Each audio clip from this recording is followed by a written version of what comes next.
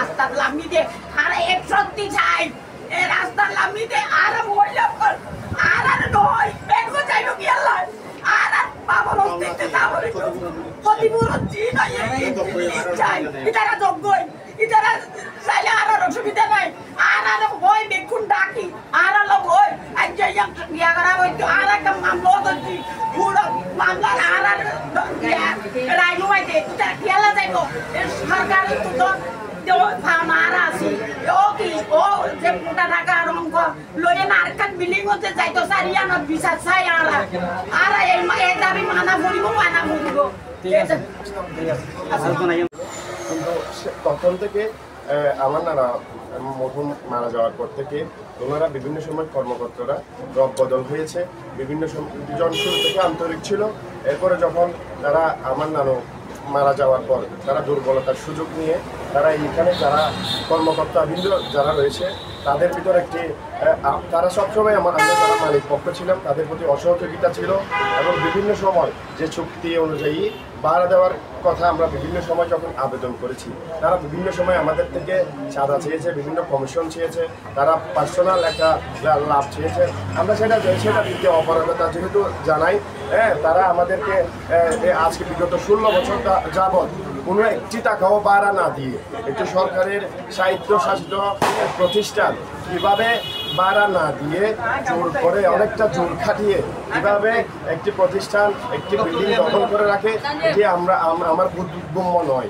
আপনারা যারা সাংবাদিক সমাজ রয়েছেন আমাদের কথা হচ্ছে যে উনি একই তো ভাড়া দেন নাই এরপরে যে আমাদের চুক্তি ভঙ্গ করে আমাদের অগোচরে উনি এখানে 3 জনের একটি জেনারেটর স্থাপন করে আমাদের বিল্ডিংয়ের যে ক্ষয়ক্ষতি করেছে এই ক্ষয়ক্ষতিটা আমাদের ব্যাপক ক্ষয়ক্ষতি হয়েছে যেটা আমাদের আসলে পূরণ অবশ্যই দিতে হবে।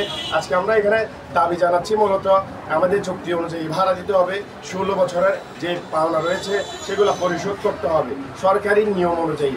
আমরা কোনো অনিয়ম অনুযায়ী কোনো ভাড়া চাইতেছি না। সরকারি রুলস অনুযায়ী সোনালী ব্যাংকের শাখার যে পরিমাণ ভাড়া দেওয়ার দরকার বছর ভিত্তিক সেই ভাড়াগুলো পে করে ওয়ারিশগণদেরকে পে করে আমাদের সাথে সমন্বয় করে যাতে এখানে থাকলে থাকবে যদি না থাকে সেটা ওনাদের ব্যাপার। যদি আমাদের কাছে যদি ওনাদের কোনো থাকে যে মানে ওনাদের থাকার জন্য কোনো অন্য প্রসেস করতে হয় সেটাও আমরা করতে রাজি আছি কিন্তু উনি সে আমাদের সাথে কথাও বলতেছে না।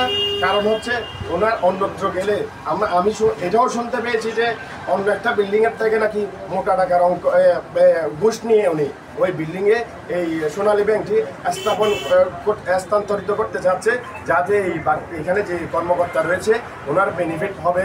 তার কারণে আমাদের এই নুরুল ইসলাম সদরের ওয়ারিশগণকে জুলুম করে ভাড়া না দিয়ে উনি আমাদের অগোচরে এই বিল্ডিং থেকে আগামী 20 তারিখ চলে যাওয়ার একটা সিদ্ধান্ত নিয়েছে আমরা জেনেছি। সেই হিসাবে আমাদের যে ওয়ারিশগণ রয়েছে ওনারা কোর্টে মামলা রয়েছে। আপনারা জানেন একটি রাষ্ট্রীয় স্বায়ত্তশাসিত প্রতিষ্ঠানের পক্ষে যেখানে কোর্টে চলমান রায় এখনো হয় নাই সেখানে তারা কিভাবে এই বিল্ডিং থেকে অন্য বিল্ডিংয়ে স্থানান্তরিত হবে এটা কোন আইনে পড়ে। তাছাড়া যে ওয়ারিশগণ রয়েছে তাদের কোনো 16 বছর ধরে কোনো ধরনের ভাড়াই ওনারা কি দেয় নাই বুঝিয়ে দেয় নাই ওনারা একই তো ভাড়া দেয় নাই দ্বিতীয়ত নিয়ম ভঙ্গ করে বিল্ডিংয়ের ক্ষয়ক্ষতি সাধন করেছে।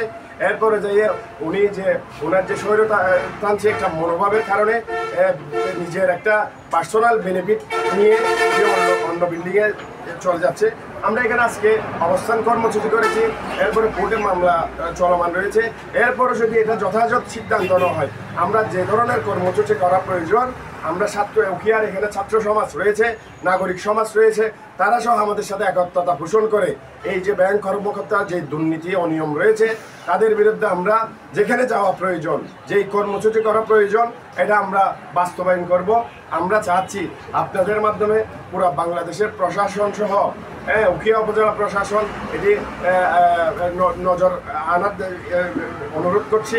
আপনারা অতি বিলম্বে আমাদের যে নুরুল ইসলাম সদরের ওয়ারিশগণদের এই সমস্যাটাকে বিনয়ের সহিত একটু দেখবেন এই সরকারি নিয়ম অনুযায়ী আমাদের ভাড়াটা দেওয়ার ব্যবস্থা করবেন।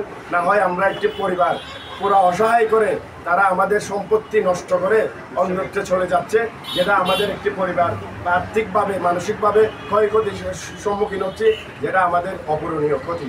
এটা আমরা দাবি আজকে জানাচ্ছি। এই দাবি যদি মানা না হয় আগামীতে আমরা কঠোর আন্দোলন করব যেখানে উচিত এই দুর্নীতি পরায়ণ ব্যাংক কর্মকর্তার বিরুদ্ধে যেখানে আন্দোলন করতে হয়, যেখানে কর্মসূচি করতে হয়, সেখানে আমরা কর্মসূচি দেব ইনশাআল্লাহ। আমরা একটা মামলা করছি, মামলা নম্বর হচ্ছে আপনার 37-10-2023। এই মামলা 1 বছর হচ্ছে, 1 বছরের মধ্যে তারা আজ পর্যন্ত জবাব দেয় নেই। স্বাভাবিক জবাব না দিয়ে তারা গত মিছিলে আমাদেরকে শুনেছি, হ্যাঁ আমরা বসে ফুড়ে ফেলবো এইটা বলে আমাদের সঙ্গে বসাই একটা তামাশা করে, এটা ফুরাইও নাই। আর কোর্টকে বলছে যে আমরা এটা বসে ফুড়ে ফেলবো এরকম করে কোর্টকে একটু অন্য গোচর করে তারা কি করতেছে, ওই অন্যতর 20 তারিখ তারা চলে যাওয়ার মতো আমাদেরকে এই 10-15 দিন আগে একটা নোটিশ ধরে দিচ্ছে, আমরা চলে যাবো 20 তারিখ চলে যাবো এতটুকু।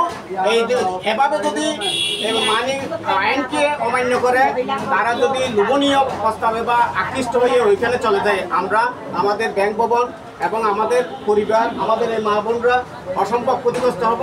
এছাড়াও আমাদেরকে কোনো না জানিয়ে আজকে তারা এখানে এই মানে একটা জেনারেটর বসাইছে, জেনারেটরের পুরো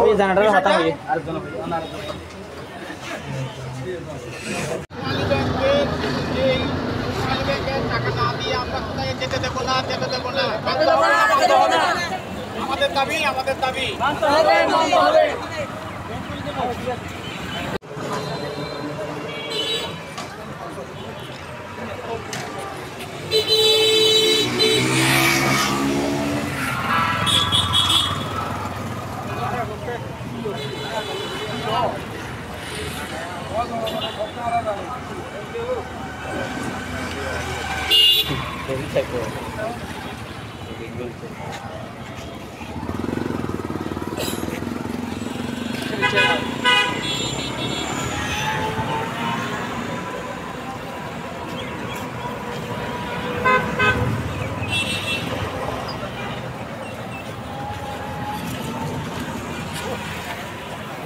প্রপার্টিটা আজকে দীর্ঘ 25 বছর সময় এটা ভাড়া দিচ্ছে 1999 ভাড়ার 5 বছর পরে তাদের আপডেট হওয়ার কথা এবং ভাড়া বৃদ্ধি বাজার মূল্য হিসাবে করার কথা। তারা এক্ষেত্রে যে সঞ্চাতুরি করে কোনো ধরনের ভাড়া তারা আপডেট করে নাই, চুক্তি নাই তাদের সাথে। একটা প্রতিষ্ঠান রাষ্ট্রীয় মালিকানাধীন স্বায়ত্তশাসিত প্রতিষ্ঠান কীভাবে বিনা চুক্তিতে দেশীয় আইন লঙ্ঘন করে কীভাবে থাকতে পারে এটাই প্রশ্ন। একটা হচ্ছে যে আমাদের ওই যে 99 ইংরাজি যে ভাড়া, এছাড়া তারা দিবে না বলতেছে। আমাদের দাবি হলো যে পার্শ্ববর্তী ব্যাংকগুলো যে ভাড়া দিতেছে হিসাবে আপনারা আমাদেরকে ভাড়া আদায় করবেন। আমরা তো আমাদের ইচ্ছা অনুযায়ী ভাড়া চাইতেছি না, যেখানে বাজার মূল্য যেভাবে হইতেছে এইভাবে চাইতেছে, কিন্তু তারা এক্ষেত্রে তো ভাড়াও দিতেছে না। আর টাকার হচ্ছে তারা আমাদেরকে না জানিয়ে একটা বিল্ডিংয়ের 2য় তলায় রানা প্লাজার মতো আজকে অবস্থা, 3 টনের একটা জেনারেটর, হাইড্রোলিক জেনারেটর, যেটা ভাইব্রেশন পুরো বিল্ডিং কাঁপতেছে, সম্পূর্ণ বিল্ডিংয়ের আরসিজি পিলারগুলো ফেলে গেছে। আপনারা যে জায়গায় দেখতে পারেন, তদন্ত করে দেখতে পারো, সরকার কর্তৃপক্ষ সরকারের যে কোনো প্রতিষ্ঠান এসে দেখতে পারো, দেখে আমাদের জিনিসটা জানাক। কারণ আমাদের একটা সম্পদ হলে এটাই, আমাদের কোনো আর সম্পদ নাই। এটা যদি আমাদের দুলিশ্বাদ হয়ে যায়, রানা প্লাজার মতো ধ্বংস হয়ে যায়, তাহলে আমাদের পথে বসতে হবে। এবং কিষান বলেন আমাদের দাবি হলো যে আমাদের ন্যায্য পাওনাগুলো দেখ, তারা চলে গেলে আমাদের আঘাত কোনো কি নাই, আমাদের বিল্ডিং এর ক্ষতিপূরণ এবং আমাদের ন্যায্য ভাড়া বাজার দর অনুযায়ী, এই দুইটা কথা, বেশি কথা না। যদি এটা আদায় না করে তাহলে আমরা অবস্থান ধর্মট করবো। এবং আমরা এই পর্যন্ত তারা যাওয়ার পর্যন্ত এখানে অনেক ধরনের আমাদের কাকিনারা আছে, ছেলেরা আছে, এখানে ইনারা মানতেছে না। এখানে অনেক ধরনের অঘটন করতে পারে, ঝামেলা হইতে পারে। আপনিই বলেন, আপনার যদি কেউ হক না দিয়ে ভাড়াটি যদি পালায় যায়, তার সাথে আপনার ঝগড়া হইতে পারে, ঝামেলা হইতে পারে। আমরা চাই না ঝামেলা হোক, ঝগড়া হোক, যেটা নিয়ে অনেক মামলা হোক, মোকদ্দমা হোক, আমরা চাই না। আমরা শান্তি চাই, দেশে একটা সুশৃঙ্খল পরিবেশ চাই, যেটা উচ্ছৃঙ্খল হয়ে যাবে। এতদিন পরে কেন আপনারা? আমরা বহু বছর তাদের সাথে বলছি, আমার ভাই, আমরা 1 বছর মামলা দেওয়ার পরও তারা এটার কোনো জবাব না দিয়ে ফাঁকি দিয়ে চলে যাইতেছে। আমরা যে মামলা করছি তারা এটা সোনালী ব্যাংক মতিঝিল এলাকায় হেড অফিসকে জানায় নাই, না জানিয়ে এই ম্যানেজার আমাদের থেকে টাকা নেওয়ার বলছিল, কমিশন চাইতেছে বড় অঙ্কের, আমরা দিতে পারতেছি না, এই জন্য তারা নিচামের চুপচারে অন্যদের চলে যাইতেছে। তারা এটা ভাড়াটা বলতেছে যে ওইটা নিতে পারেন, না হলে আমরা ক্ষতিপূরণ দিতে পারবো না, আমরা চলে যাইতেছি। এই নোটিশ দিয়ে চলে যাইতেছে, 1 সপ্তাহ নোটিশ। আইনি ব্যবস্থা কি নিয়েছেন এদের? আমরা আদালতে শরণাপন্ন হয়েছি, কিন্তু তারা আদালতে জবাব চাইছে তাদের থেকে বিহিত, আপনারা কারণ দর্শানো চাইছে। তাদের লয়ার এই জবাব দিতেছে না, কারণ কি তারা এই জবাব দিলেই তারা এটা প্রোটেস্ট করতে হবে, এটা অবশ্যই আদালতে রায় দিবে। তারা এটা জবাব না দিয়ে কালক্ষেপণ করতেছে। আচ্ছা আর ভাই